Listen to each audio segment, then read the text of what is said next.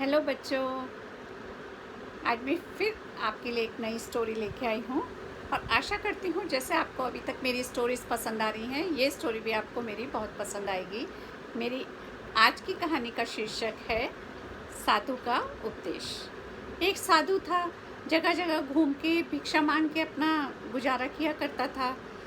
तो एक दिन भिक्षा मांगने निकला और वो दरवाज़ा खटखटाया तो एक व्यक्ति बाहर आया। उसने बोला कि मुझे भिक्षा चाहिए।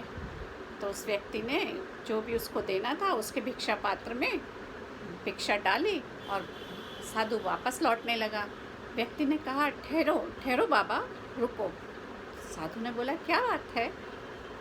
तो उसने बोला कि आपने मुझसे भिक्षा तो ले ली, पर आप मुझे कुछ सीख तो दे के जाइए, कुछ बदले में तो कुछ दीजिए।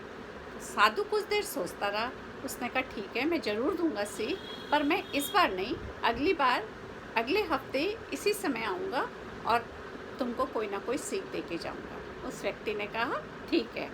साधु बाबा वापस आ गए और वादे के मुताबिक अगले हफ्ते फिर गए और फिर उसी तरह दरवाज़ा खटखटाया और वो व्यक्ति बाहर आया और साधु ने बोला कि मुझे भिक्षा चाहिए। उस व्यक्ति ने भिक्षा लाई और उसी तरह से उसके भिक्षा पात्र में डालने लगा। तो देखा तो क्या, भिक्षा पात्र में तो बहुत सारा कूड़ा भरा था। तो उन्होंने कहा, अरे साधु बाबा, ये क्या, इसमें तो कितना कूड़ा भरा है, पहले इसको साफ तो कर लीजिए। तो साधु कुछ नहीं बोला, चुपचाप उसने अपना भिक्षा पात्र लिया, उसके कूड़े को गेरा और उसको साफ किया और फिर उसके बाद फिर से बढ़ा दिया कि लाइए, अब मुझे भिक्षा दे दीजिए। तो उस व्यक्ति ने उसमें भिक्षा डाल दी। भिक्षा डालने के बाद साधु फिर जाने लगा। उस व्यक्ति ने बोला कि बाबा, आपका तो ये वादा था कि आप मुझे कुछ ना कुछ सीख देंगे। तो उसने बोला, मैंने तो सीख दे दी। उसने कहा, नहीं, मैं नहीं समझा। उसने कहा, देखो, मेरे भिक्षा पात्र में क्या था, कूड़ा था, गंदगी थी, तो आपने उसको साफ करने के लिए बोला। साफ करने के लिए बोला। उस व्यक्ति ने कहा, हाँ ठीक है, साफ करने के लिए बोला। तो कह रहे, इसी तरह हम अपने आसपास की गंदगी को या जहाँ हम रहते हैं, बैठते हैं, हम कितनी जल्दी से साफ़ कर लेते हैं। हमें गंदा लगता है, हमें लगता है सब कुछ साफ़ हो जाए, पर क्या कभी हमने सोचा है कि हम अपने दिल की गंदगी को साफ़ करें?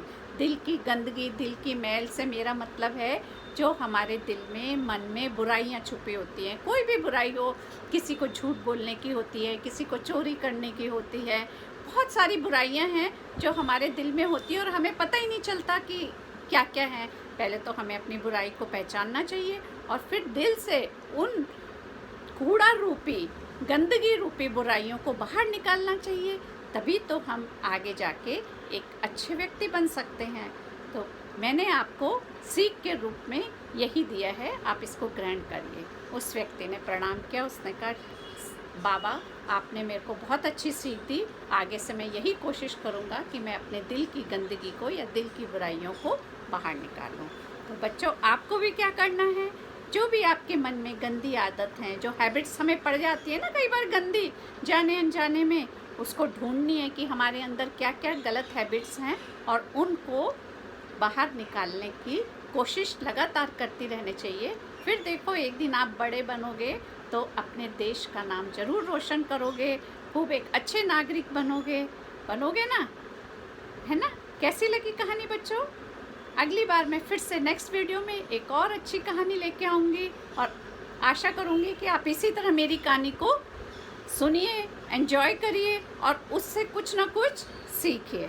हाँ, अगर आपको मेरी कहानियाँ पसंद आती हैं तो ज़रूर उसको सब्सक्राइब करिए, लाइक करिए और शेयर करिए। अगली वीडियो जब आएगी तब तक के लिए बाय बाय।